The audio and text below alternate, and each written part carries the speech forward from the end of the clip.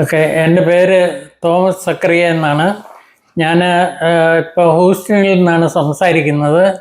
ഹൂസ്റ്റണിൽ, മിസൗറി സിറ്റി. എൻ്റെ നാട് കോട്ടയത്ത് മീനിടത്താണ്. വീട്ടുപേര് കുമ്പമ്പടം എന്നാണ്. ഞാൻ അമേരിക്കയിൽ വന്നിട്ട് 1973 ഒക്ടോബർ 18 വന്നത്. അന്ന് മുതൽ ഞങ്ങൾ ന്യൂയോർക്കിലായിരുന്നു. ന്യൂയോർക്കിൽ 15 വർഷക്കാലം ജീവിച്ചു. അത് കഴിഞ്ഞ് അവിടെ വെച്ച്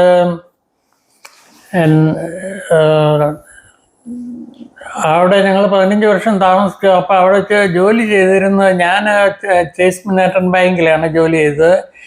ഭാര്യ അവിടെ ഒരു ഹോസ്പിറ്റലിൽ ചെയ്തു, കോണി ഐലൻഡ് ഹോസ്പിറ്റലിൽ. അവിടെ നിന്ന് ഞങ്ങൾ 15 വർഷം കഴിഞ്ഞപ്പോൾ ഞങ്ങൾ നോർത്ത് കരോളിനയ്ക്ക് പോയി. നോർത്ത് കരോളിനായി പോകാൻ കാരണം എന്നാന്ന് ചോദിച്ചു കഴിഞ്ഞാൽ, ന്യൂയോർക്കിലെ ജീവിതം വളരെ പ്രയാസമാണ്. പ്രയാസം എന്ന് പറഞ്ഞു കഴിഞ്ഞാൽ ജോലിയുടെ അല്ല, ജോലിയും കാര്യങ്ങളും ഒക്കെ ഉണ്ട്. പക്ഷേ മനുഷ്യൻ വളരെ ബിസി ആയിട്ടുള്ള ജീവിതമാണ്. പിള്ളേരൊക്കെ സ്കൂളിൽ പോയാൽ വരാൻ അല്പം താമസിച്ച് കഴിഞ്ഞാൽ ഞങ്ങൾക്ക് വളരെയധികം പ്രയാസങ്ങളുണ്ടാകും. അപ്പോൾ അവരെ നോക്കാൻ പോകണം.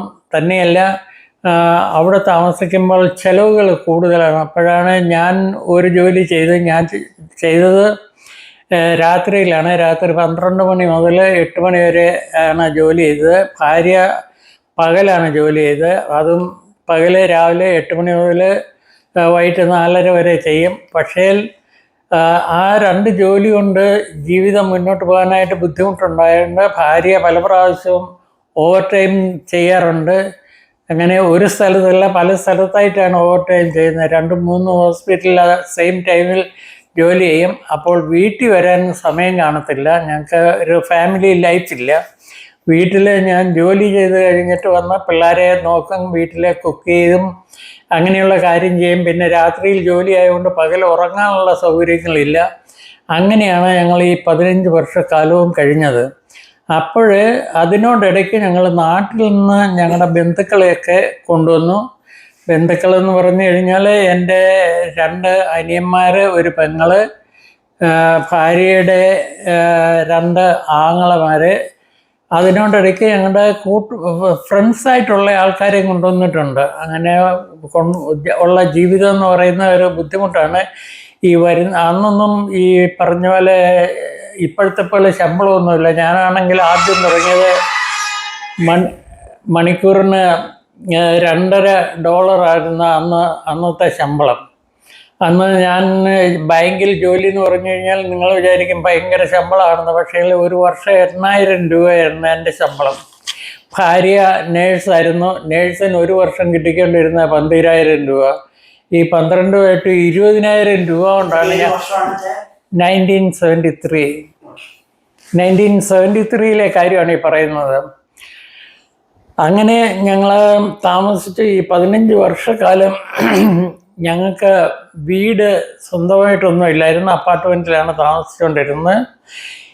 ഈ താമസിക്കുന്ന സമയത്ത് ഞാൻ ബാങ്കിൽ ജോലി ചെയ്തു, 13 വർഷം ജോലി ചെയ്തു. അപ്പോഴേ അവിടുന്ന് എനിക്ക് സിറ്റിയിൽ താമസിക്കാൻ ഇഷ്ടമില്ലാഞ്ഞതുകൊണ്ട് ഞാൻ എൻ്റെ ഓഫീസേഴ്സുമായിട്ട് സംസാരിച്ച് സിറ്റി വിട്ട് എവിടെയെങ്കിലും പോയി വീട് വാങ്ങിച്ചാൽ സ്ഥലം മാറ്റം തരുമോ ഇല്ലയോ എന്നുള്ളത് അറിയാനായിട്ട്. അങ്ങനെ അവർ പറഞ്ഞു അവർ ഹെൽപ്പ് ചെയ്യാം, പിന്നെ വേറെ ജോലിക്ക് ഇത് ചെയ്യാം, സെയിം തന്നെ ബാങ്കല്ലേ, അപ്പം വേറെ എവിടെയെങ്കിലും ട്രാൻസ്ഫർ തരാമെന്ന് പറഞ്ഞു.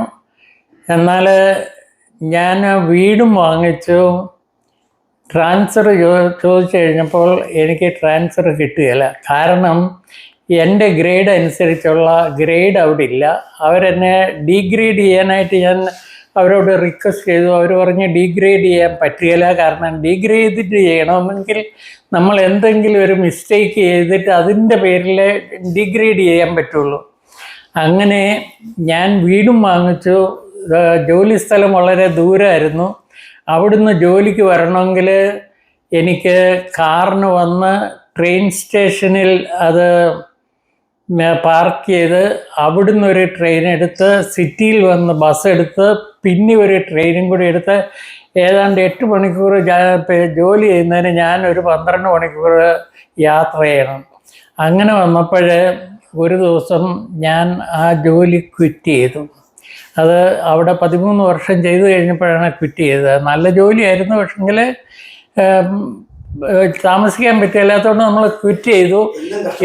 എന്നിട്ട് ഞങ്ങൾ പോയത് കോട്ട്ലാൻഡിറ്റ് എന്ന് പറയുന്ന ഒരു സ്ഥലത്താണ്. അതൊരു വില്ലേജാണ്, അധികം ആൾക്കാരൊന്നുമില്ല, വലിയ ബിസിയില്ല, അടുത്തൊരു ജോലിയുണ്ട്.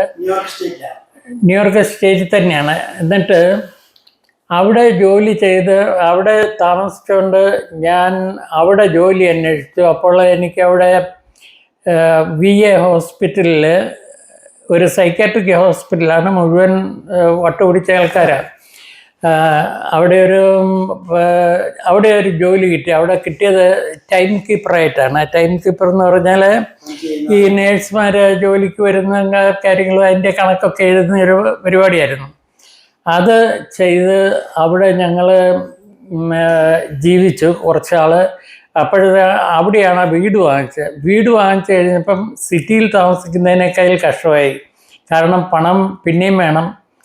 കാരണം ഈ വീടിന് മോർട്ട്ഗേജ് കൊടുക്കണം, നമ്മുടെ ചിലവിനുള്ളത് വേണം. ഇതൊക്കെ ആയി കഴിഞ്ഞപ്പോഴത്തേക്കിന് ഭാര്യ ടാക്സിയിലാണ് ജീവിതം. ഒരു ജോലി കഴിയുക, വേറൊരു ജോലിക്ക് പോകണമെങ്കിൽ ടാക്സി എടുത്താണ് പോകുന്നത്. അങ്ങനെ ഞങ്ങൾ ഒരു വർഷക്കാലം ഡ്രൈവ് ചെയ്യും. പക്ഷെ പോകുന്നത് എങ്ങനെയാണ്, ഒരു ജോലി കഴിഞ്ഞ് പിന്നെയും പോകണേ, അങ്ങനെ പോകുമ്പം ഡ്രൈവ് ചെയ്യണമായിരുന്നു. അത് കഴിഞ്ഞ് അന്ന് ഞാൻ ഡ്രൈവ് ചെയ്യുള്ളായിരുന്നു, അന്ന് പുള്ളിക്കാരത്തി ചെയ്യത്തില്ല. അത് കഴിഞ്ഞ് അതും ഈ പറഞ്ഞ പോലെ ഇങ്ങനെ കഷ്ടപ്പെട്ട് ഞങ്ങൾ ഭാര്യയും ഭർത്താവും തമ്മിൽ കാണുന്ന സാധാരണ ബസ് സ്റ്റോപ്പിൽ വെച്ചാൽ, അല്ലാതെ വീട്ടിൽ വന്ന് കാണാൻ നേരെയില്ല. കാരണം പുള്ളിക്കാരത്തി വരുമ്പോഴത്തേക്കിന് ഞാൻ ജോലിക്ക് പോകും, ഞാൻ വരുമ്പോഴത്തേക്കിന് പുള്ളിക്കാരത്തി പോകും. അങ്ങനെ ഉള്ള ജീവിതം ഒരു വർഷക്കാലം അങ്ങനെ കഴിഞ്ഞു. അങ്ങനെ കഴിഞ്ഞപ്പോൾ ഞങ്ങൾ രണ്ടുപേരും കൂടെ, ഒന്നുമില്ല മലയാളികൾ അങ്ങും ഇങ്ങൊക്കെ, അന്ന് അധികം മലയാളികളില്ലല്ലോ. 73 എന്നൊക്കെ പറയുന്ന മലയാളികളൊന്നും അധികം ഇല്ല. അഥവാ ഉണ്ടെങ്കിലും എല്ലാം പെണ്ണുങ്ങളാണ്. കാരണം അന്ന് വന്നത് മുഴുവൻ നേഴ്സുമാരാണ്. വന്നവരെല്ലാം കല്യാണം കഴിക്കാത്തവരാണ്. ഇവിടെ വന്നു കഴിഞ്ഞാണ് പിന്നെ ആൾക്കാരെല്ലാം കല്യാണം കഴിക്കുന്നത്. അപ്പോൾ തന്നെയല്ല, വന്നു കഴിഞ്ഞപ്പോൾ ഞങ്ങൾക്ക് താമസത്തിന് ആദ്യം തന്നെ പ്രയാസം ഉണ്ടായിരുന്നു. കാരണം വന്നപ്പോൾ ആരുടെ കൂടിയാണ് താമസിക്കുന്നത്, ഞങ്ങൾക്കാരും ഇല്ലായിരുന്നു, ഹെൽപ്പ് ചെയ്യാൻ ആരും ഇല്ല. ഞങ്ങൾ അമേരിക്കയിൽ വരുമ്പോൾ വെറും $16 പോക്കറ്റിലുള്ളൂ. ആ $16 കൊണ്ടാണ് ഞങ്ങൾ വന്നത്. അങ്ങനെ വന്ന് അതിനിടയ്ക്ക് ഞങ്ങൾ ഒരുപാട് കഷ്ടപ്പെട്ടു. കാരണം വന്നപ്പോൾ രണ്ടുപേരും കൂടി ഒന്നിച്ച് വന്നത്. പിന്നെ ഭാര്യയ്ക്ക് വിസ കിട്ടി, ആ കൂട്ടത്തിൽ എനിക്കും കിട്ടി. ഞങ്ങൾ രണ്ടുപേരും കൂടി ഒന്നിച്ചാണ് വന്നത്. ഞങ്ങൾ 1973 ഞങ്ങൾ വന്നത് ഡൽഹിയിൽ നിന്ന്. ഞങ്ങൾ ഡൽഹിയിലായിരുന്നു ഇതിനു മുമ്പ്. ഞാൻ ഫരീദാബാദിലായിരുന്നു. ഞാൻ ഫരീദാബാദിൽ ഹരിയാന ഗവൺമെൻറ് ജോലിയായിരുന്നു. പുള്ളിക്കാരത്തി ഒരു കമ്പനിയിൽ നേഴ്സായിരുന്നു. അല്ലല്ല, ടൈലർ. അപ്പോൾ അവിടെ നിന്നാണ് ഞങ്ങൾ വന്നത്. എന്നാൽ ഡൽഹിയിലായിരുന്നുകൊണ്ട് ഇങ്ങോട്ട് പോരുന്നതിനെ പറ്റിയുള്ള വിവരങ്ങളൊക്കെ നേരത്തെ അറിയാമായിരുന്നു. എങ്ങനെയാണ് വരുന്നത്, അന്ന് എല്ലാവരും പോരുന്നൊരു സമയമാണ്. പലരെയും ഹെൽപ്പ് ചെയ്തിട്ടുണ്ട്. ഹെൽപ്പ് ചെയ്ത് വന്ന ഒരാൾ ഞങ്ങളോട് പറഞ്ഞു, ഞാൻ പോയി കഴിഞ്ഞു, നീ കല്യാണം കഴിക്കണം, നേഴ്സിനെ വേണം കെട്ടാൻ, ഞാൻ കൊണ്ടുപോയിക്കോളാം എന്നൊക്കെ പറഞ്ഞു. പക്ഷേ കല്യാണം കഴിച്ച നേഴ്സിനെയും കല്യാണം കഴിച്ച് വന്നു കഴിഞ്ഞപ്പോൾ പുള്ളി പറഞ്ഞു, ഇവിടെയൊന്നും ജോലിയില്ല, ഇങ്ങോട്ട് വരണ്ട, അതുകൊണ്ട് എന്ന് പറഞ്ഞാൽ 73-ൽ. പിന്നെ അന്ന് 2 രീതിയിൽ, ഒന്നുമില്ല സ്പോൺസർ ലെറ്റർ വേണം, അല്ലെങ്കിൽ $1500 ഒരു ചെക്ക് നമ്മുടെ പേരിൽ വേണം എംബസിയിൽ കാണിക്കാൻ. അത് മതിയായിരുന്നു അന്നൊരു വിസ കിട്ടാനായിട്ട്. ആരെയും സ്പോൺസർ ചെയ്യാനില്ല, ഞങ്ങൾ രണ്ടുപേരും കൂടെ വരുന്നതിന്. ഞങ്ങൾ വന്നാൽ ഇവിടെ ചെലവിന് കഴിയണ്ടേ, അതിന് കയറി നമുക്ക് ഒരു ചെക്ക്. അത് ഈ പറഞ്ഞ പോലെ ഇവിടുന്ന് ഒരാൾ ഒരു വണ്ടി ചെക്ക് തന്നു, അത് കാണിച്ചു. പിന്നെ ഇപ്പം കുഞ്ഞോടെ ഒരു കസിൻ ഉണ്ടായിരുന്നു, പുള്ളിക്കാരത്തി ഇവിടെ വന്നിട്ട് അന്ന് 2-3 മാസം പുള്ളിക്കാരത്ത് വേറൊരാളുടെ കൂടെയാണ് താമസിക്കുന്നത്. അപ്പം ഞങ്ങൾ വന്നാൽ ആ പുള്ളിയുടെ കൂടെ താമസിക്കണം. അല്ല, വേറെ ഒരു ഫാമിലിയാണ്. പക്ഷെ അന്ന് അങ്ങനെയൊക്കെ ഞങ്ങൾ താമസിക്കാൻ കാരണം ഇത് വരുന്നവരെല്ലാം ഇങ്ങനെയാണ് താമസിക്കുന്നത്. അങ്ങനെ താമസിച്ച് ഞങ്ങൾ ഇടയ്ക്കൊരു വീട്ടിൽ പോയി താമസിക്കാൻ വിളിച്ചതാണ്. പക്ഷെ ഞങ്ങൾ അവിടെ പോയി സ്റ്റക്കായിപ്പോയി. സ്റ്റക്കായിപ്പോയെന്ന് പറഞ്ഞാൽ അവർ ഫാമിലിയായിട്ട് താമസിക്കുന്നവർക്ക് അവർക്കൊരു കൊച്ചുണ്ട്. മലയാളിയാണ്. പിന്നെ ആ പുള്ളിയുടെ കൂടെ താമസിച്ചു. അപ്പം എന്നാ പറ്റിയെന്ന് ചോദിച്ചു കഴിഞ്ഞാൽ ഞങ്ങൾക്ക് ജോലി അന്വേഷിക്കാൻ പോകാൻ സമയം കിട്ടുകയില്ല. കാരണം അവർ രണ്ടുപേരും ജോലിക്ക് പോകും, നമ്മൾ ബേബി സിറ്റിങ്ങും വീട്ടിലെ പണിയും വീട് ക്ലീനിങ്ങും നമ്മുടെ പണിയും. ശനി ഞായറും അവർ ഓഫാണ്. അന്ന് അവർ എൻജോയ് ചെയ്യാൻ പോകും. അപ്പം നമ്മളങ്ങനെ ഇരുന്നു. അപ്പം അന്ന് ഒരു ജോലി വേണമെങ്കിൽ ഏതെങ്കിലും ഒരു ഹോസ്പിറ്റലുകാരെ ജോലി ഓഫർ ചെയ്യണം. അല്ലെങ്കിൽ അന്ന് അതിനെന്നായിരുന്നു പെർമിറ്റ് വേണം. ഒരു RN പെർമിറ്റ് വേണം. പെർമിറ്റ് എന്ന് പറഞ്ഞു കഴിഞ്ഞാൽ ഒരു ഹോസ്പിറ്റലിൽ ജോലിയുണ്ട്, അവർ പിന്നെ ലൈസൻസ് കിട്ടുകയാണെങ്കിൽ എടുക്കാവുന്ന ഒരു കണ്ടീഷൻ, അങ്ങനെ ഒരു ലെറ്റർ വേണം.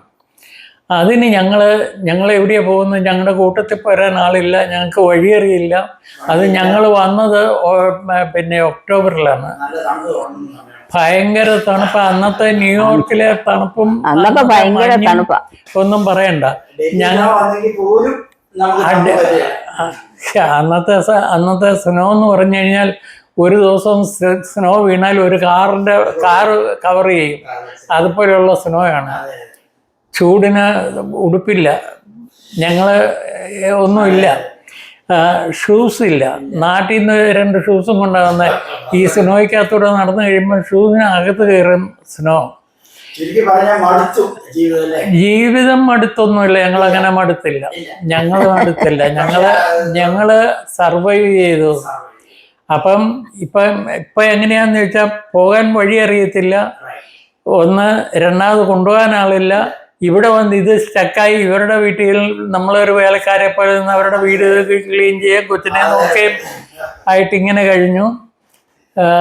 പല സ്ഥലങ്ങളിലും ഇടയ്ക്ക് വല്ലയിടത്തും പോവും പിന്നെ ജോലി അന്വേഷിക്കാൻ പോയി കഴിഞ്ഞാൽ പെർമിറ്റ് നമ്മളാരെയും അറിയത്തില്ല. ചെന്ന് ചോദിക്കുക, ഉണ്ടോയെന്ന് ചോദിക്കുക, പെർമിറ്റ് തരാമോ എന്ന് ചോദിക്കും. അവർ നോ എന്നുള്ള ഇത് കിട്ടും. നമ്മളെ ഹെൽപ്പ് ചെയ്യാൻ ആരുമില്ല, വഴിയറിയാൻ മേല. പിന്നെ അവിടെ പോയി ചെന്നിട്ട് യാത്രയ്ക്ക് വേറൊരു പ്രശ്നം വന്നത് എന്നാന്ന് വെച്ചാൽ സബ്വേ ചെന്ന് കഴിഞ്ഞാൽ എല്ലാം അണ്ടർഗ്രൗണ്ടിൽ കൂടിയാണ് ട്രെയിന്. അവിടെ ചെന്ന് അതിനകത്തോട്ട് ഇറങ്ങുന്ന വാതിലൊക്കെ നോക്കി വെച്ച് ഞങ്ങൾ തിരിച്ച് കയറി പോരും. കാരണം പേടി, അതിനകത്തോട്ട് ഇറങ്ങിക്കഴിഞ്ഞാൽ പിന്നെ എങ്ങോട്ടാ പോകുമെന്ന് അറിയാൻ മേല. അങ്ങനത്തെ ഒരു കാലമായിരുന്നു.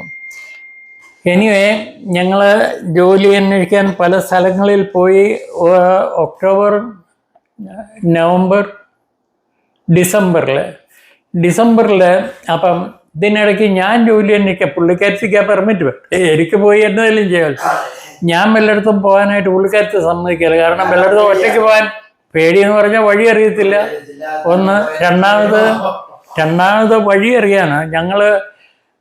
ഒരിക്കലും ഞങ്ങൾ വഴി തെറ്റി ഒരിടത്ത് വെച്ച്. വഴി തെറ്റിയെന്ന് പറഞ്ഞാൽ ഞങ്ങൾ നേരത്തെ പോയിട്ടുള്ള ഒരു സ്ഥലത്താണ്. അത് വേറൊരാളുടെ കൂടിയാണ് പോയത്. GPS ഒന്നും ഇല്ല. നാട്ടിലെ പോലെ വളവെങ്കിലും തിരുവെങ്കിലും ഒക്കെ ചെന്ന് വഴി ചോദിക്കുക, പോവാം. എനിവേ ഒരിക്കൽ ഞങ്ങൾക്ക് വഴി തെറ്റിന്ന് പറഞ്ഞു കഴിഞ്ഞാൽ ഞങ്ങളൊരു സ്ഥലത്ത് നേരത്തെ പോയതാണ്. അവിടെയോട്ട് ഞങ്ങൾ രണ്ടാമത് പോയി ബസ്സിൽ കയറിപ്പോയി. ഇത് എവിടെ എന്നാന്ന് അറിയത്തില്ല. ചെന്ന് ഒരിടത്ത് ബസ് നിർത്തിയപ്പോൾ പറഞ്ഞു, ഇതാ സ്ഥലം, നമുക്ക് ഇവിടെ ഇറങ്ങാം എന്നും പറഞ്ഞ് ഞങ്ങൾ അവിടെ ഇറങ്ങി ബസ് അങ്ങ് പോവുകയും ചെയ്തു. അത് കഴിഞ്ഞപ്പം എങ്ങോട്ടാണ് പോകേണ്ടത്, എന്നാ ചെയ്യേണ്ടതെന്ന് അറിയാൻ മേല. അപ്പം ഞങ്ങൾ വിചാരിച്ചു നല്ലൊരു സായിപ്പ്, നല്ല വെളുത്ത് സുന്ദരനായിട്ട് ഒരാൾ ഇരിക്കുന്നു, പുള്ളിയുടെ ഇടയ്ക്ക് ചെന്ന് വഴി ചോദിക്കാം എന്ന് പറഞ്ഞ് ഞങ്ങൾ അങ്ങോട്ട് ചെന്നു. ഒന്നും പറഞ്ഞില്ല. പുള്ളിയോട് വല്ലതും ചോദിക്കാനാണ് ചെല്ലുന്നതെന്നും കൊണ്ട് പുള്ളി ഉടനെ തന്നെ എഴുന്നേറ്റ് നോ ഇംഗ്ലീഷ് എന്ന് പറഞ്ഞ് പുള്ളി സ്ഥലം വിട്ടു. ഏ ആരാന്ന് ആർക്കറിയാം. കണ്ടാ നല്ലൊരു സായിപ്പാ. അതറിയാം. പുള്ളി നോ ഇംഗ്ലീഷ് എന്ന് പറഞ്ഞ് പുള്ളി കയറിയങ്ങ് പോയി. പിന്നെ ആരോടാ ചോദിക്കുന്നത്? പിന്നെ അവിടുന്ന് ഒരു തരത്തിൽ ഞങ്ങൾ ആ സ്ഥലം കണ്ടുപിടിച്ച് പോയി തിരിച്ചു വന്നു. അന്നാ മനസ്സിലായത് ഈ അമേരിക്കയിലും ഇംഗ്ലീഷ് അറിയാൻ മേലാത്തവരുണ്ട്. അതവിടെ പോയി. അങ്ങനെ ഞങ്ങൾ തിരിച്ചു വന്നു. അപ്പോൾ പെർമിറ്റ് കിട്ടാൻ വേണ്ടിയിട്ട് ഞങ്ങളിങ്ങനെ നടന്ന് ഒരിടത്തും കിട്ടുന്നില്ല. ഇവിടുന്ന് തിരക്കിപ്പോകാനൊട്ട് നേരവും കിട്ടുന്നില്ല. ആ സമയത്ത് ഇതൊക്കെ പറഞ്ഞാൽ ഞങ്ങൾ ന്യൂയോർക്കിൽ ഇറങ്ങിയ സമയത്തുള്ള കാര്യം പറയാൻ മറന്നുപോയി. ഞങ്ങൾ രണ്ടുപേരും കൂടി ഒരു പെട്ടിക്കകത്ത് രണ്ടുപേർക്കുള്ള ഒരു തുണി മാത്രമേ ഉള്ളൂ. അതും കൊണ്ടാണ് ഞങ്ങൾ വന്ന വഴിക്ക് ഞങ്ങളുടെ കൂട്ടത്തിൽ ഒരു വല്യമ്മ വന്നായിരുന്നു കൂടെ. അതെ, കൂടെ പറഞ്ഞു വിട്ടു. അവർക്ക് ഇംഗ്ലീഷ് ഒന്നും അറിയാൻ മേലാത്ത. അപ്പൊ അവരെ കൂടി ഒന്ന് ഹെൽപ്പ് ചെയ്യണമെന്ന് പറഞ്ഞു. ഒക്കെ ഞങ്ങൾ വന്നു. പിന്നെ കസ്റ്റംസ് ക്ലിയർ ചെയ്തു. ഞങ്ങളുടെ പെട്ടിയായിരുന്നു ആദ്യം വന്ന് അതെടുത്ത് ക്ലിയർ ചെയ്തു. അപ്പൊ അവിടെ അന്ന് എല്ലാം തുറന്ന് മലത്തിൽ കാണിക്കണമല്ലോ. തുറന്ന് മലത്തിൽ കാണിച്ചു.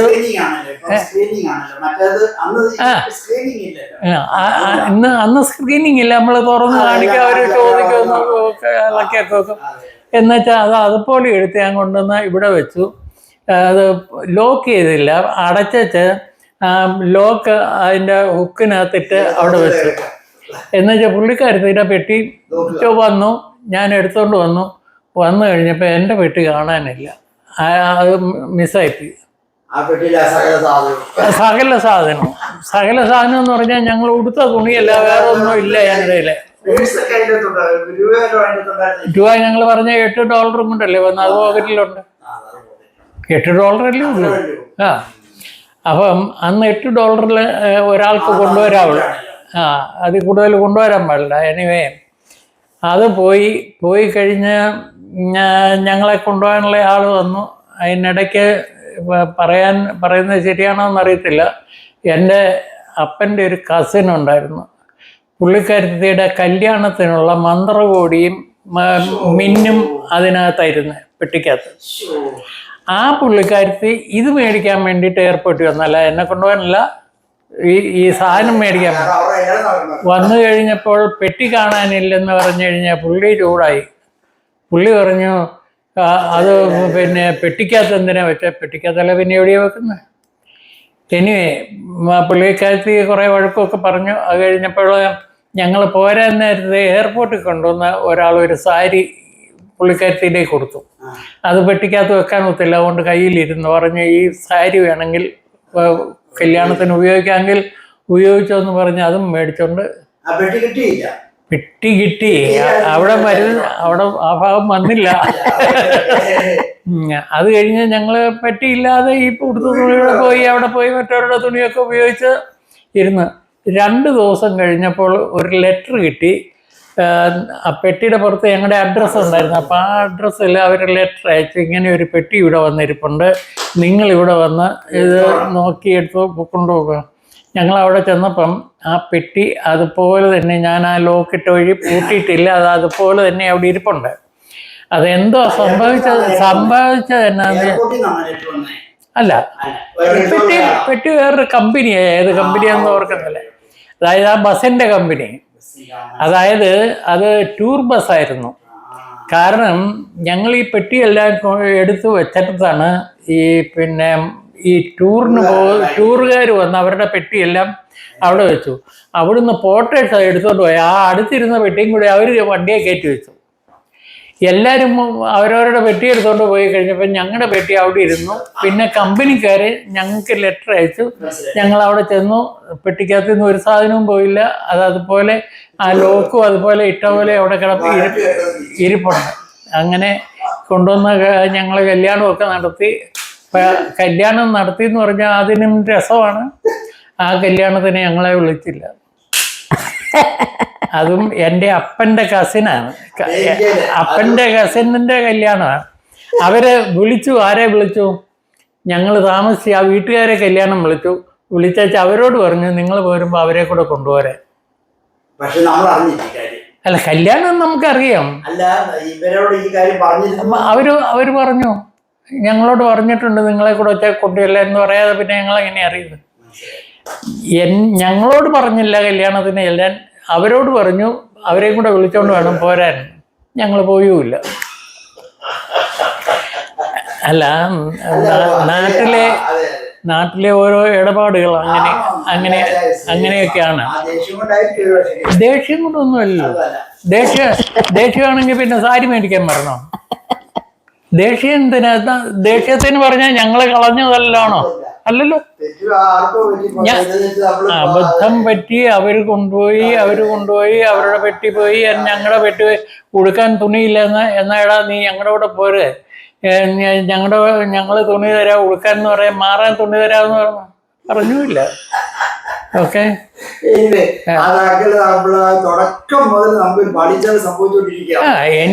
എനിവേ ജോലിയുടെ കാര്യം, ഞങ്ങള് ഇവിടെ ഇങ്ങനെ താമസിക്കാണ് ഇങ്ങനെയൊക്കെ.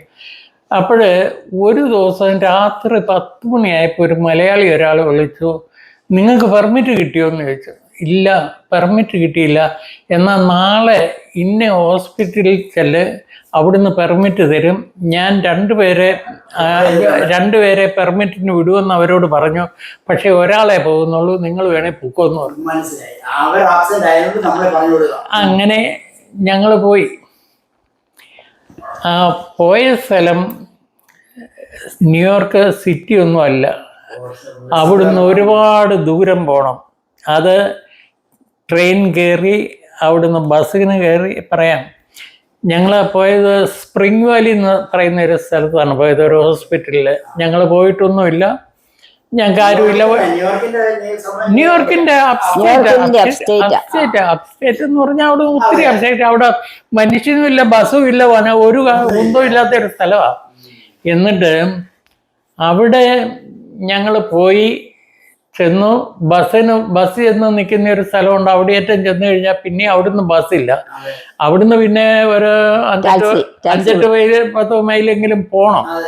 അവിടുന്ന് ടാക്സിയാണ്.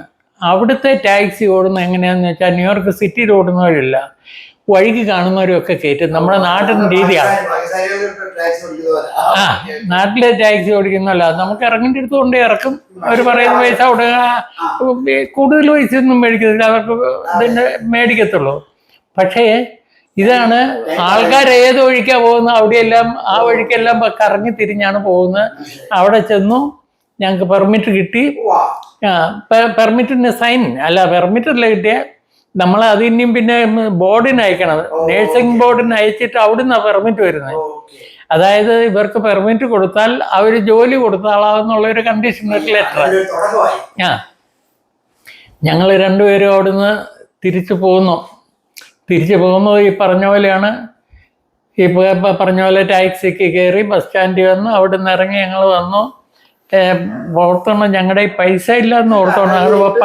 പട്ടിണിയാണ് മിക്കവാറും. രാവിലെ വല്ലതും കഴിച്ചു പോയി കഴിഞ്ഞാൽ വീട്ടിൽ വരുന്ന അങ്ങനെ. അത് 1 മാസം കഴിഞ്ഞപ്പോൾ പെർമിറ്റ് കിട്ടിക്കഴിഞ്ഞാൽ ആ ഹോസ്പിറ്റലിൽ നമ്മൾ ജോലി ചെയ്യണമെന്ന് നിർബന്ധമൊന്നുമില്ല.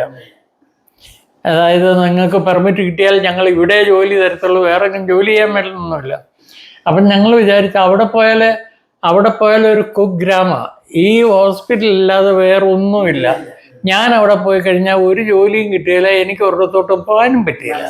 അതുകൊണ്ട് നമുക്ക് സിറ്റിയിൽ ജോലി നോക്കിക്കളയാം എന്ന് പറഞ്ഞ് സിറ്റിയിൽ ഞങ്ങൾ ജോലി അന്വേഷിച്ചു. അത് 2-3 ആഴ്ച നോക്കി നിന്ന്. അത് കഴിഞ്ഞിട്ടും അവിടെയൊന്നും ഒരിടത്തും ആരും കിട്ടുന്നില്ല. എന്നാൽ ഇനിയും പോട്ടെ, നമുക്ക് അവിടെ തന്നെ പൊക്കളയാം എന്നും പറഞ്ഞ് അല്ല പിന്നെ എന്നെ അടുത്ത് ജോലി ഇല്ലാതെ വല്ലവരുടെയും കൂടെ എങ്ങനെ എത്ര നാൾ താമസിക്കാം? അത് നമ്മൾ കാശ് കൊടുക്കുന്നുണ്ടോ? പിന്നെയും കൊച്ചിനെ നോക്കിയാൽ. അപ്പം അത് കഴിഞ്ഞ് അവിടുന്ന് ഞങ്ങൾ തിരിച്ച് ഈ പറഞ്ഞ സ്പ്രിംഗ് വാലിയിൽ ഇതുപോലെ പോയി. രാവിലെ ബ്രേക്ക്ഫാസ്റ്റും കഴിഞ്ഞാൽ പോയി ഞങ്ങൾ ഹോസ്പിറ്റലിൽ ചെന്നു. പെർമിറ്റും കാണിച്ചു. അവരോട് പറഞ്ഞു, ഇന്ന പോലെ വിവരങ്ങളൊക്കെ പറഞ്ഞു. നിങ്ങൾ ഇവിടുന്ന് ആ പെർമിറ്റ് തന്നത്. അവിടെ ചെന്ന് കഴിഞ്ഞപ്പം അവരൊക്കെ ഓർമ്മയില്ല, പെർമിറ്റ് തന്ന പേരും ഓർമ്മയില്ല. അന്നുള്ള ആപ്ലിക്കേഷൻ കൊടുത്തു, അവിടെ ആപ്ലിക്കേഷൻ ഫോമുമില്ല, ആപ്ലിക്കേഷനും ഇല്ല അവിടെ. നമ്മളെ അറിയത്തില്ല എന്നാ ചെയ്യുന്നത്. അവിടുന്ന് ഞങ്ങൾ തിരിച്ച് പോന്നു.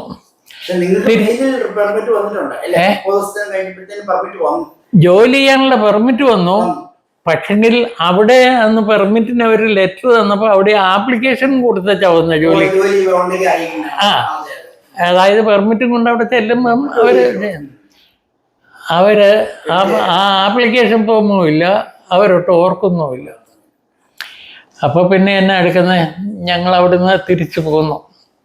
തിരിച്ചു പോകുന്ന രാവിലെ ഞങ്ങളൊരു ബ്രേക്ക്ഫാസ്റ്റും കഴിഞ്ഞ് പോകുന്നതാണ്. ഈ പറഞ്ഞ പരിപാടിയെല്ലാം കഴിയുമ്പോഴത്തേക്കിനൊരു 3 മണി 4 മണിയായി കാണും. അങ്ങനെ പോരുന്നു കഴിഞ്ഞാൽ പുള്ളിക്കാരത്തിക്ക് ഒരു പ്രശ്നമുള്ളത്, വിശന്ന് കഴിഞ്ഞാൽ പുള്ളിക്കാരത്തിക്ക് തലവേദന എടുക്കും, ഛർദ്ദിക്കും, ഇങ്ങനെയൊക്കെ ഒരു പ്രശ്നമായി. വല്ലയിടത്തും കയറി കഴിക്കാൻ കാശില്ല, കാശ് കൊടുത്ത് കഴിച്ചാൽ വീട്ടിൽ പോരാൻ മാർഗമില്ല. അത് അങ്ങനത്തെ ഒരു രീതിയിൽ ഞങ്ങൾ ക്രെഡിറ്റ് കാർഡ് ഉണ്ടെങ്കിൽ ഞങ്ങൾക്ക് ഇവിടുന്ന് കിട്ടുന്നത്. അങ്ങനെ ഞങ്ങൾ പോരുമ്പോൾ അവിടുന്ന് ഞങ്ങൾ ടാക്സിക്ക് വന്ന് അവിടെ ബസ്സിൻ്റെ അവിടെ ഇറങ്ങി. അവിടുന്ന് ഞങ്ങൾ ബസ്സിൽ കയറി. ബസ്സിലാകപ്പാടെ 2-3 പേരേ ഉള്ളൂ. അവിടെയൊന്നും അധികം പേരൊന്നും ബസ്സിനില്ല, കയറുന്നില്ല. ഞങ്ങൾ കയറി പുറകിലത്തെ സീറ്റിൽ ഇങ്ങനെ ഇരിക്കുക, 2 പേരും കൂടെ മുന്നോട്ട് നോക്കി ഇനി എന്നാ ചെയ്യുന്നതെന്ന് വിചാരിച്ചിരുന്നപ്പം പുള്ളിക്കാരത്ത് പറഞ്ഞു, വിശക്കുന്നുണ്ട്, തലവേദന എടുക്കുന്നുണ്ട് എന്ന് പറഞ്ഞു. ഞാൻ പറഞ്ഞൊരു കാര്യം ചെയ്ത്, തലവേദന എടുക്കുന്നുണ്ടെങ്കിൽ എൻ്റെ മടിയിലോട്ട് തലയും വെച്ച് കിടന്ന് ഉറങ്ങിക്കോ എന്ന് പറഞ്ഞ് പുള്ളിക്കാരത്തി മടിയിലോട്ട് കിടന്നു കഴിഞ്ഞ ഉടനെ ഒരൊറ്റ ഛർദ്ദിച്ചത് എവിടെയാ, എൻ്റെ പാൻറ്റയിലെ ബസ്സിനകത്ത് ഇതെല്ലാം കിടക്കുക. നമ്മുടെ പുതിയതല്ലേ, ന്യൂയോർക്കിലാ, എന്നതാ ചെയ്യുന്നതെന്ന് അറിയത്തില്ല. അപ്പം അത് ഞങ്ങൾ പറയുന്നത് എന്നാന്ന് വെച്ച് കഴിഞ്ഞാൽ ദൈവമാണ് ഇവളെ ഛർദ്ദിപ്പിച്ചതെന്നാണ് പറയുന്നത്. ഇത് ഛർദ്ദിച്ച് എന്നാ ചെയ്യേണ്ടതെന്ന് എനിക്കറിയത്തില്ല. ഞാൻ നോക്കിയപ്പം ഒരു ന്യൂസ് പേപ്പർ അവിടെ കിടപ്പുണ്ട്. അതെടുത്ത് ഞാൻ അതുകൊണ്ട് ഇത് ഈ ഛർദ്ദിലെല്ലാം കൂട്ടുക. ഡ്രൈവർ കാണുന്നുണ്ടോ കാണുന്നില്ല അവനൊന്നും പറയുന്നൊന്നുമില്ല. ഞാനിതിങ്ങനെ കൂട്ടിയിരുന്നപ്പം ആ പേപ്പറിൻ്റെ ഒരു മൂലയ്ക്ക് ഒരു വേക്കൻസി, നേഴ്സിങ്ങിൻ്റെ വേക്കൻസി എന്ന് കണ്ടു. ഞാൻ അത് പറിച്ച് പോക്കറ്റിലിട്ടു. എന്നുവെച്ചാൽ ഞാൻ പോന്നു, വീട്ടിൽ വന്നു, എല്ലാം നേരെയായി. 2 ദിവസം കഴിഞ്ഞപ്പം അവിടെ വിളിച്ചു കഴിഞ്ഞ ഉടനെ അവർ ഇൻ്റർവ്യൂവിന് എല്ലാം പറഞ്ഞു. അവിടെയാണ് ആദ്യമായിട്ട് ജോലി കിട്ടുന്നത്. അത് ഒരു ദൈവാനുഗ്രഹമാണ്, ദൈവം കാണിച്ചതെന്നാണെന്ന് ഞാൻ പലരോടും പറയുമ്പോൾ നീ ഉണ്ടാക്കി കഥ പറയുന്നതാണ്. ഉണ്ടാക്കിയല്ല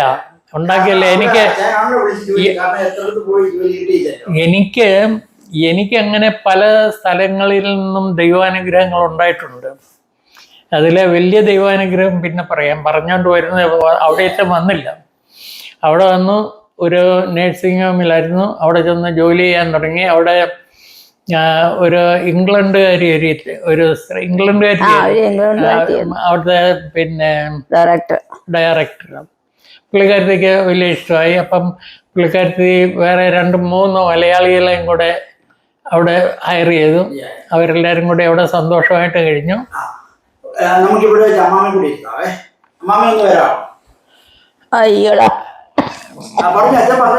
എന്നിട്ട്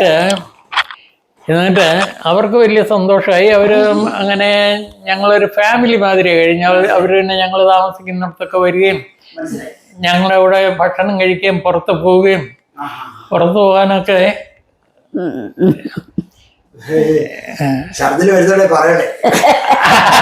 ഇല്ല, ഇനിയും ഛർദിച്ച തല്ലി ഇല്ലല്ല. അപ്പൊ അത് കഴിഞ്ഞ് ഡയറക്ടർ ഞങ്ങളൊരു ഫാമിലി മാതിരിയാണ്. കാരണം വീക്കെൻഡിലൊക്കെ പുറത്ത് പോകുന്നൊക്കെ അവരും വരും കൂട്ടത്തിൽ, ഞങ്ങളുടെ കൂടെ വരും. അവരും കൂടെയൊക്കെ സ്റ്റാച്യു ഓഫ് ലിബർട്ടിയിലും അവിടെ ഇവിടെയൊക്കെ പോയിട്ടുണ്ട്. അവർക്ക് വലിയ ഇതായി. അത് കഴിഞ്ഞ് ഞങ്ങൾ പിന്നെ കുറച്ച് നാൾ അവിടെ ജോലി ചെയ്ത് കഴിഞ്ഞ് പിന്നെ ഞങ്ങൾ ഇവരുടെ കൂട്ടത്തിൽ നിന്ന് മാറണമല്ലോ. കാരണം അന്നേരത്തേക്കിന് പൈസ ആയില്ല.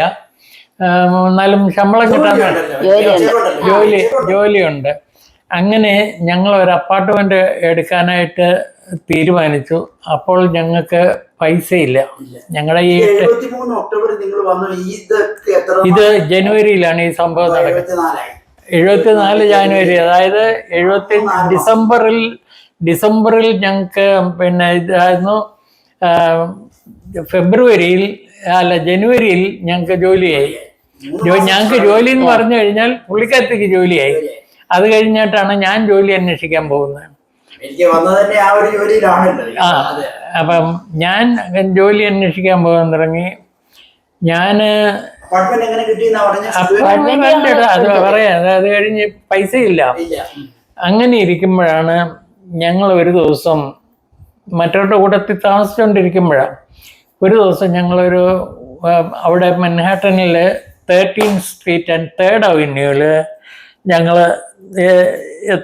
എന്നിട്ട് ഞങ്ങൾ പോയിട്ട് തിരിച്ചു വരികയാണ്. ഞങ്ങൾ അവിടുന്ന് ഇങ്ങോട്ട് വരുമ്പോൾ ഞങ്ങൾക്ക് ഡൽഹി വെച്ച് പരിചയമുള്ള ഒരു പാർട്ടി ഇവിടെ നിന്ന് അങ്ങോട്ട് വരുന്നു. അവർ ഫാമിലി, ഹസ്ബൻഡും വൈഫും ഉണ്ട്. അവർ ഇങ്ങോട്ട് വരുന്നു. അപ്പം ഞാൻ പറഞ്ഞു, അവർ കണ്ടാൽ അറിയുമോ എന്നറിയത്തില്ല, ഏതായാലും നമുക്കൊന്ന് കയറി മുട്ടിക്കളയാം. അതിന് എന്നാ എടുത്തു, ഇവരിവിടെ നിന്ന് അങ്ങോട്ടല്ലേ വന്നത്, ഞങ്ങൾ അവിടെ നിന്ന് ഇങ്ങോട്ട് ഓപ്പോസിറ്റിലായിരുന്നു. രണ്ടുപേരും 2 സൈഡില്ല. ഞങ്ങൾ തിരിച്ച് അങ്ങോട്ട് നടന്നേച്ച് റോഡ് ക്രോസ് ചെയ്ത് അതിലൂടെ ഇങ്ങോട്ട് വന്നു. അതൊക്കെ വന്നു കഴിഞ്ഞ് കണ്ടു, അറിഞ്ഞു, പരിചയപ്പെട്ടു, വിവരങ്ങളൊക്കെ പറഞ്ഞു. അപ്പം അവർ ഓർത്തഡോക്സുകാരാണ്. അവർ എല്ലാ ഞായറാഴ്ചയും പള്ളിയിൽ പോകും. അപ്പം എന്നോട് പറഞ്ഞു, നിങ്ങൾ പള്ളി വരുന്നുണ്ടെങ്കിൽ ഇതിലൂടെ വന്ന് ഞാൻ കൊണ്ടുപോകാം എന്നൊക്കെ പറഞ്ഞു. ഇങ്ങനെയൊക്കെ പറഞ്ഞു കഴിഞ്ഞപ്പോൾ ഞാൻ പറഞ്ഞു, അങ്ങനെയല്ല, ഞങ്ങൾക്ക് ജോലി കിട്ടി, ഒരു അപ്പാർട്ട്മെൻറ്റ് എടുക്കണം, പൈസയൊന്നുമില്ല എന്ന് പറഞ്ഞു.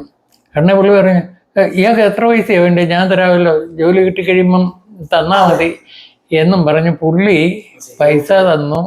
ഞങ്ങൾ വേറെ അപ്പാർട്ട്മെൻറ്റിലോട്ട് മാറി. നമ്മൾ ഈ പറഞ്ഞ പോലെ കൊച്ചിനെ നോട്ടമൊക്കെ അങ്ങ് നിർത്തി.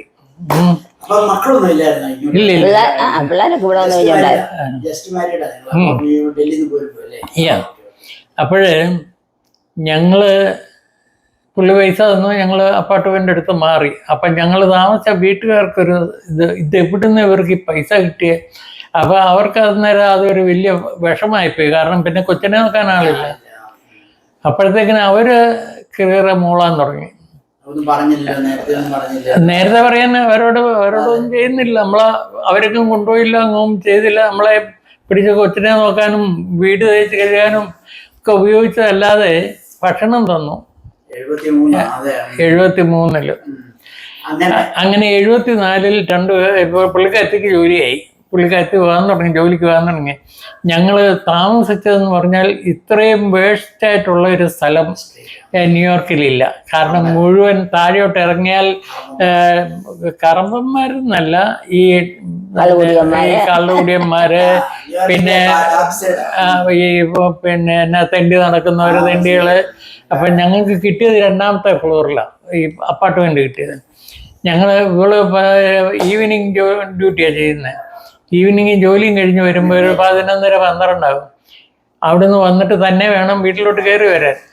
അങ്ങനെ കയറി വരുന്ന സമയത്ത് ഈ കള്ളുകുടിയന്മാരെയൊക്കെ ചവിട്ടി അവരുടെ പുറത്തൂടെ കവച്ചൊക്കെ വെച്ച വേണം വരാൻ. അങ്ങനെ ഞങ്ങൾ ഒരു വർഷം അവിടെ താമസിച്ചു. പക്ഷെങ്കിൽ അവരാരും ഉപദ്രവിച്ചിട്ടില്ല, ഒന്നുമില്ല. ഇതിനോടിടയ്ക്ക് മലയാളികൾ ഇല്ല. അഥവാ ഉണ്ടെങ്കിൽ ഞാൻ പറഞ്ഞില്ല, അന്ന് പെണ്ണുങ്ങളേ ഉള്ളൂ. അന്ന് പെണ്ണുങ്ങളുള്ളതൊക്കെ ആരെങ്കിലും അവരുടെ ഫ്രണ്ട്സോ അല്ലെ ബന്ധുക്കൾ ആരെങ്കിലും ഉണ്ടെങ്കിൽ അവിടെയൊക്കെ ഉള്ളൂ. അല്ലാതെ നമുക്ക് കയറി ഇറങ്ങി പോകാനോ ഒന്നും ഫാമിലി ആയിട്ടുള്ളവരാരും ഇല്ല. വളരെ ചുരുക്കത്തിലേ ഉള്ളൂ. അപ്പോഴേ അങ്ങനെ ഞങ്ങൾ അവിടെ താമസിച്ചു. പക്ഷേ ഞങ്ങൾക്ക് യാതൊരു വിധമായ ഉപദ്രവങ്ങളും ഉണ്ടായിട്ടില്ല. അവിടെ ഒരാൾ വണ്ടി പാർക്ക് ചെയ്താൽ പുറത്തുനിന്ന് എവിടെയെങ്കിലും വന്ന ഒരാൾ വണ്ടി വഴി പാർക്ക് ചെയ്ത് അവിടെ ഇട്ടാൽ അതിൻ്റെ വീൽ അവർ ഊരിക്കൊണ്ട് പോകും. അത് തീർച്ചയായും. അന്ന് വീൽ ഊരുക ഇല്ല. ഡ്രൈവിംഗ് ലൈസൻസ് അത് നോക്കാൻ ഇപ്പൊ ഞാൻ പറഞ്ഞല്ലോ, ജോലിയായില്ലല്ലോ. അത് കഴിഞ്ഞ് അത് കഴിഞ്ഞ് പിന്നെ അവിടെ അന്നത്തെ കാറിന്റെ വലിയ ലക്ഷറി കാർ എന്ന് പറയുന്ന ഒരു റേഡിയോ ഉള്ള കാറാണ്. അന്ന് റേഡിയോ ഉള്ള കാറുകളില്ല. റേഡിയോ ഉള്ള കാറ് കൊണ്ടിട്ടാൽ അവന്മാർ റേഡിയോ പറിച്ചോണ്ട് പോകും. കാറിന്റെ വീല് ഉരിക്കൊണ്ട് പോകും. എന്നതേലും അവർ ചെയ്തു തരും എന്ന് പറഞ്ഞാൽ അവരത് അങ്ങോട്ട് മാറ്റി വെച്ച് വിൽക്കും.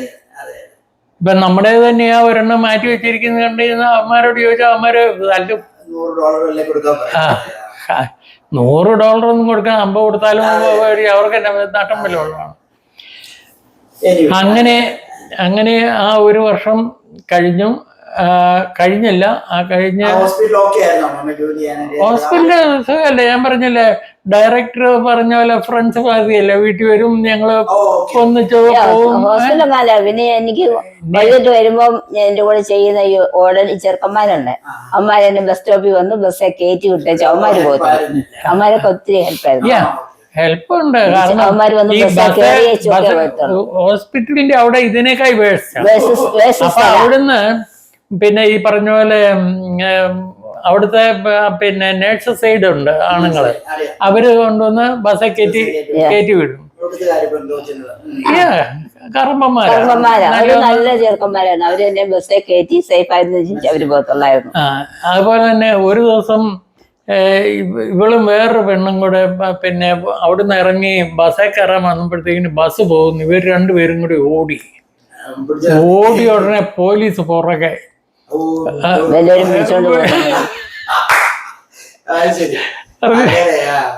അങ്ങനെയാണ്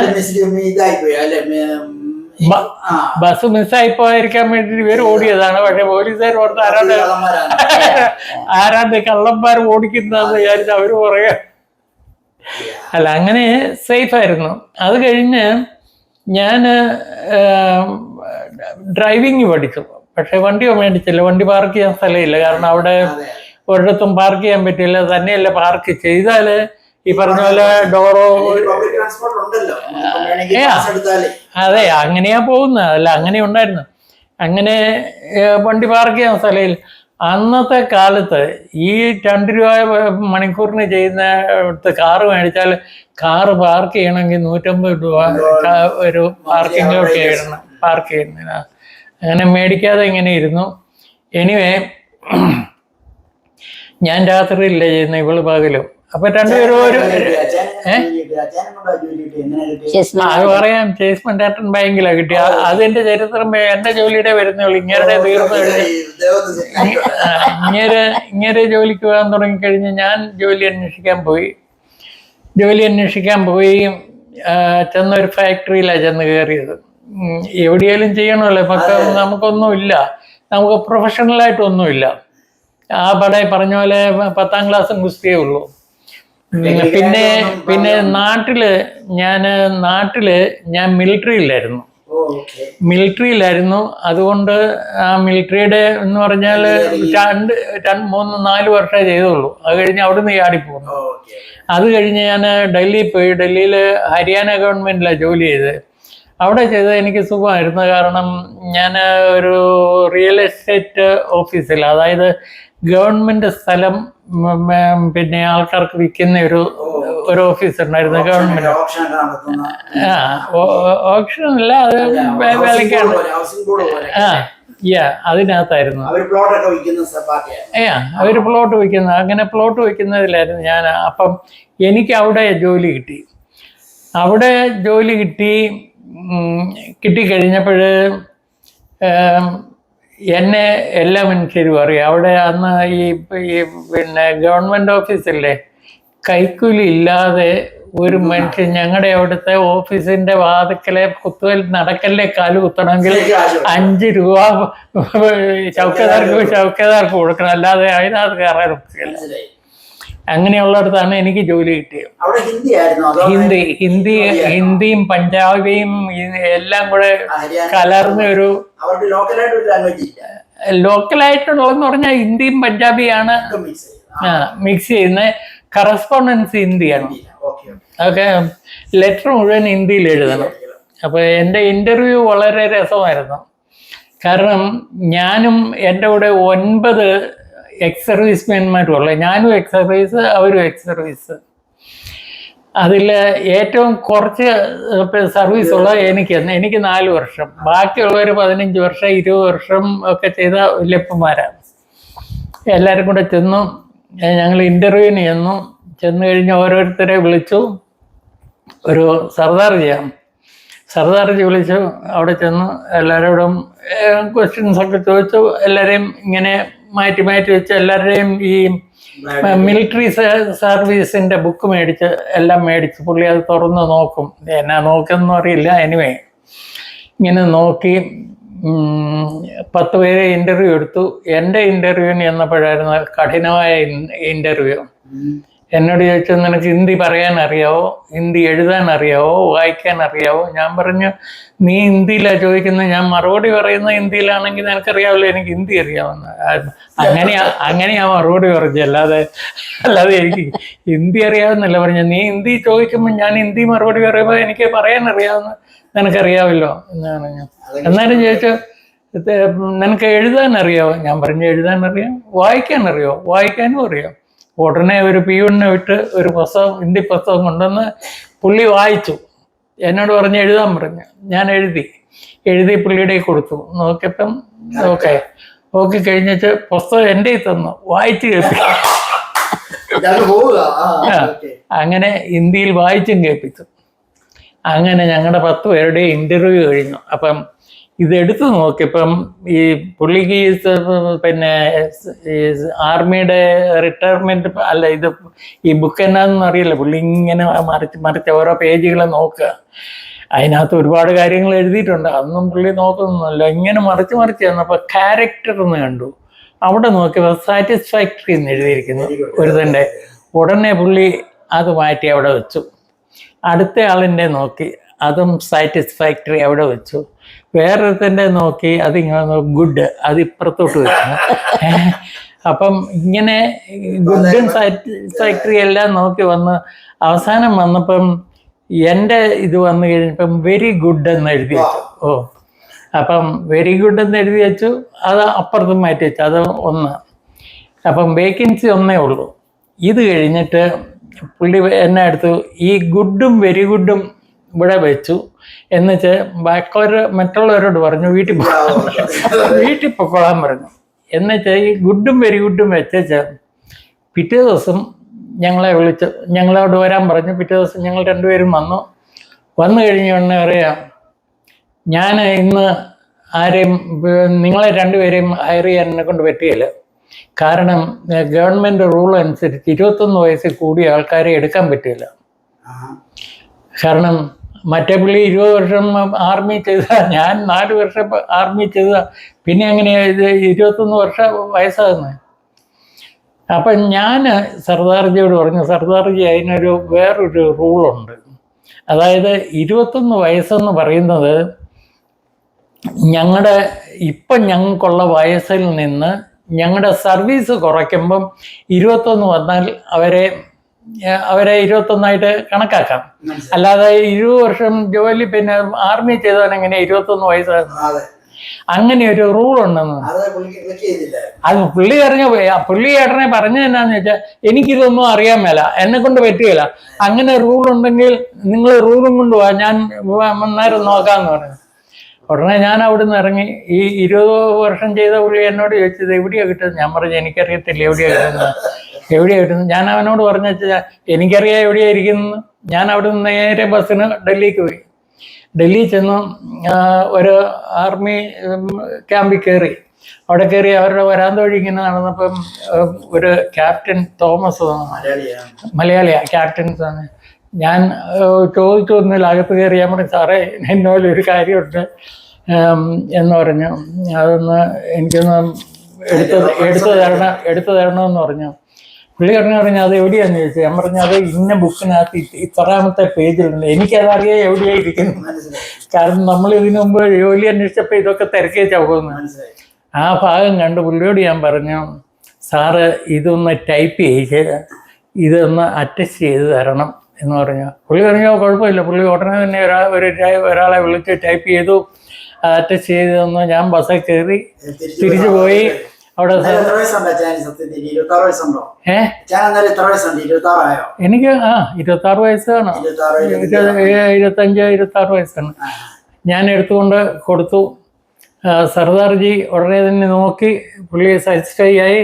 പുള്ളി ക്ലർക്കിനെ വിളിച്ചു ഉടനെ പറഞ്ഞു അപ്പോയിൻമെൻറ്റ് ടൈപ്പ് ചെയ്യാൻ പറഞ്ഞു. അപ്പോയിൻമെൻറ്റ് ടൈപ്പ് ചെയ്തു. അപ്പോയിൻമെൻറ്റ് ഞാൻ മേടിച്ചു. അപ്പോയിൻമെൻറ്റ് ഞാൻ മേടിച്ച് കഴിഞ്ഞപ്പോഴത്തേന് ഈ വയസ്സും പുള്ളി 5 മണിയായപ്പം തെളിഞ്ഞ് തെറിച്ച് വരുന്നു. പുള്ളിക്ക് കിട്ടിയില്ല. പുള്ളി ഇവിടെ വന്നപ്പോൾ എന്നോട് പറഞ്ഞു നിനക്കറിയാമായിരുന്നു എന്നോട് എന്നാ എന്ന് പറയും. ഞാൻ പറഞ്ഞു ഞാൻ പിന്നെ എന്നെ ഇരിക്കുന്നത്, ഞാനും ജോലി അന്വേഷിക്കുന്നെന്നും പറഞ്ഞ് അങ്ങനെ ഞാൻ മാത്രം ഒരു മലയാളിയാണ് ഓഫീസിലുണ്ടായിരുന്നുള്ളൂ. അപ്പോൾ അവിടെ ചെന്ന് കഴിഞ്ഞ് പ്രശ്നം എന്നാന്ന് ചോദിച്ചു കഴിഞ്ഞാൽ ഞങ്ങൾ മുഴുവൻ അക്കൗണ്ടിങ്ങാണ് ഞങ്ങളുടെ പരിപാടി. ഒരു 10-20 പേര് ഒരു മുറിയിൽ വലിയൊരു ഹോളാണ്, ഇങ്ങനെ വട്ടമായിരിക്കുകയാണ്. എല്ലാവരും ഇൻഡിപെൻഡൻറ്റ് ഡീലിംഗാണ്. അതായത് ഒരു സെക്ടർ ഒരാൾക്കാണ്, വേറൊരു സെക്ടർ ഇങ്ങനെ ഓരോരുത്തരും. അങ്ങനെ വന്ന് എനിക്ക് ഫാക്ടറിയാണ് കിട്ടിയത്. അപ്പം അതിനകത്തെ കണക്കുകൾ നോക്കണം, അവരുടെ പിന്നെ ഇൻസ്റ്റാൾമെൻറ്റ് നോക്കണം, ഇൻട്രസ്റ്റ് കണക്ക് കൂട്ടണം, ഇതെല്ലാം ചെയ്യണം. അപ്പം ഇങ്ങനെ ഇരിക്കുമ്പോൾ വല്ലവരും എൻ്റെ അടുക്ക വന്നു കഴിയുമ്പോൾ ഇവന്മാരെല്ലാം എന്നെ നോക്കുന്ന ഇവൻ ഹിന്ദി പറയാനറിയാവോ, എന്നതാ പറയുന്നത് എന്നതാണെന്ന് അറിയത്തില്ല. അപ്പം എൻ്റെ അടുക്ക വന്നു കഴിഞ്ഞാൽ ആർക്കും ചെയറില്ല. ബാക്കിയുള്ളവർക്കെല്ലാം ഈ വിസിറ്റേഴ്സ് കസ്റ്റമേഴ്സിന് ഇരിക്കാൻ ഒരു ചെയർ ഇട്ടേക്കുക. എനിക്ക് മാത്രം ചെയറില്ല. ഒരാൾ വരിക, കാര്യം ചോദിക്കും, വിവരം എന്നാണെന്ന് ചോദിക്കും. 5 മിനിറ്റ് കൊണ്ട് കാര്യം ശരിയാണേ ശരി, തെറ്റാണേ തെറ്റ്, അത്ര തന്നെ അങ്ങ് പറഞ്ഞു വിടും. മറ്റവരെന്നാന്ന് ചോദിച്ചാൽ അവിടെ ഇരുത്തി വർത്തമാനമൊക്കെ പറഞ്ഞ് ലോകവും കാര്യമൊക്കെ പറഞ്ഞൊരു കാപ്പിയൊക്കെ വരുത്തി കുടിച്ച് ഈ കസ്റ്റമറാണ് മേടിക്കുന്നത്, അല്ലാതെ കുടിച്ച് അല്ലെങ്കിൽ അവരുടെ കൂടെ പുറത്ത് ക്യാൻറ്റീനുണ്ട്, അവിടെ പോയി വല്ലതും കഴിച്ച് കുടിച്ച് ഇങ്ങനെ വരും. ഞാൻ ഇതേ ഉള്ളൂ പരിപാടി. വരിക, ആളിനോട് വിവരം പറയുക, ചെയ്യാവുന്നതാണെങ്കിൽ ചെയ്യാമെന്ന് പറയും, ചെയ്യാൻ മേലാത്താണെങ്കിൽ ചെയ്യാൻ മേലാന്ന് പറയും. അല്ലെങ്കിൽ അത് ചെയ്യാവുന്ന ഏതെങ്കിലും വശം ഉണ്ടെങ്കിൽ അത് പറയും, ഇന്ന പോലെ ചെയ്താൽ ഇത് ചെയ്തു തരാമെന്ന്. അങ്ങനെ ആയിക്കഴിഞ്ഞപ്പോഴത്തേക്കിന് പബ്ലിക്കിന് എന്നോട് വലിയ ഇഷ്ടമാണ്. കാരണം എന്നാന്ന് വെച്ചാൽ കുഴപ്പമൊന്നുമില്ല, വന്നു പറഞ്ഞു കൈക്കൂലി ഇല്ല, ഒന്നുമില്ല. കുറച്ച് കഴിഞ്ഞപ്പം ഒരുത്തൻ എന്നോട് പറഞ്ഞു, അതായത് ഞങ്ങളുടെ അവിടെ ജോലി ചെയ്യുന്ന എൻ്റെ ഒരു കൂട്ടുകാരൻ തന്നെ, അവിടുത്തുകാരനാണ്. അവൻ എന്നോട് പറഞ്ഞു, എടാ ഈ ഫാക്ടറിക്കാർ വരുമ്പം അവർ തരുന്ന പൈസ നീ വാങ്ങിക്കണം. അവർ പൈസ തരും, നീ ചോദിക്കുന്നു, അല്ലാതെ എനിക്ക് തന്നിട്ടുണ്ട്. ഒരിക്കലും ഒരു 10 രൂപ കൊണ്ട് എൻ്റെ പോക്കറ്റിലില്ല, ഞാൻ 10 രൂപയും കൊണ്ട് ഓടി. എന്നിട്ട് 10 രൂപ മേടിക്കാതെ ഓടി. എന്നിട്ട് പുള്ളി എൻ്റെ പുറകെ കൊണ്ടുവന്ന് പോക്കറ്റിൽ ഇട്ടേച്ച് പോയി. അതുകൊണ്ട് വൈകിട്ട് വന്ന് കൂട്ടുകാർക്കെല്ലാം ഐസ്ക്രീം മേടിച്ചു. അന്ന് കല്യാണം കഴിച്ചിട്ടൊന്നുമില്ല. എന്നിട്ട് അവിടെ 68 മുതൽ 71 വരെ, 73 വരെ ഞങ്ങളിങ്ങോട്ട് പോയി. ഗവൺമെന്റ് സർവീസാണ്, പക്ഷേ ടെമ്പററിയാ. പെർമനന്റ് ആക്കാമെന്ന് പറഞ്ഞ് ഞങ്ങളുടെ ഓഫീസർ എന്നോട് പറഞ്ഞ് ഇന്ന പോലെ ചെയ്താൽ ഞാൻ നിന്നെ പെർമനന്റ് ആക്കാം. അത് ശമ്പളമുണ്ട്, ശമ്പളമുണ്ട്. ഈ പിന്നെ കൈക്കൂലി മാത്രമേ ഇല്ലാതെയുള്ളൂ, അത് മേടിക്കത്തില്ല. അത് കഴിഞ്ഞ് എങ്ങനെ അങ്ങനെയുള്ള ഫണ്ടുകൾ ഇല്ല. ഇതിനൊന്നും ഞാൻ നിന്നില്ല. എന്നെ പെർമനന്റ് ആക്കാമെന്ന് പറഞ്ഞിട്ട് അതിനും ഞാൻ നിന്നില്ല. കാരണം 200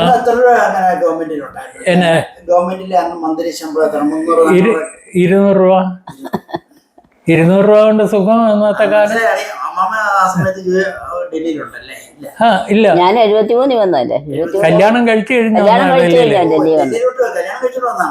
പിന്നെ അതിനു പോയി ഞാൻ നാട്ടിലായിരുന്നു ജോലി. നമുക്ക് ആ കാര്യങ്ങളൊക്കെ വീണ്ടും ഒന്നുകൂടെ തുടങ്ങാവേ.